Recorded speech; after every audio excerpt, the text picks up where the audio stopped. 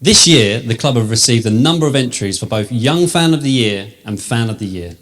The award recognises those supporters who, despite not being able to watch their team in person, have still gone above and beyond to get behind their football club.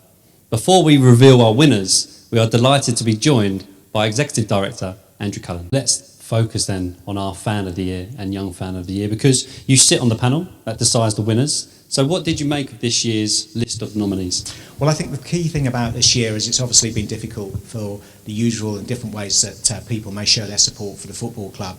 But what we've tried to do as a football club is connect throughout the last 12 months. So we've run the forums, we've worked with MKFM in terms of their shows, putting different people on. And Dean, you've been on yourself. It's been everywhere. It's been a great way of making sure that we can connect. We've run forums with Russell in terms of making sure that different parts of the ground, we can get everybody onto a Zoom call. We've done something with our disabled supporters. We've done forums with our sponsors and our corporate supporters. And that was the key thing, I think, when we went into this. Let's keep that connectivity going. And it's not just a club that's done that. It's been the supporters. And what you'll see from the awards coming through for the different supporters who have won is the way that they played their own part in actually keeping their own fellow supporters connected and engaged to the football club. And we're delighted with that, because we can give a message out which says what the football club is. But isn't it great that supporters now want to take on and actually start to engage and do their own podcasts, do their own shows, their own social media chat channels. The work that some of the younger fans are doing is absolutely phenomenal as well in respect of that. So really, really proud of what's been achieved. Well, to announce the winners of tonight's award, here is a video message from the MK Dons Supporters Association.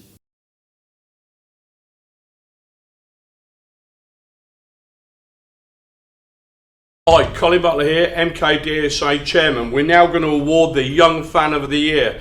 And even in lockdown, it's been a really hard decision. And we've decided to give it jointly this year, as we did last year. And we're going to give it to Max Salt, who runs his own YouTube channel. He's got about 1,200 subscribers.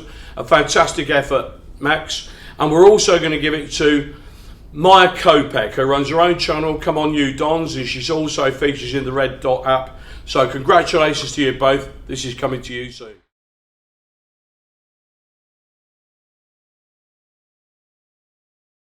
Hi, Colin Butler here, MKDSA Chairman. Now we're going to move on to the Fan of the Year. Again, it's been a tremendously hard choice. There's been some fantastic efforts out there from people, even though we haven't been allowed to go to the ground.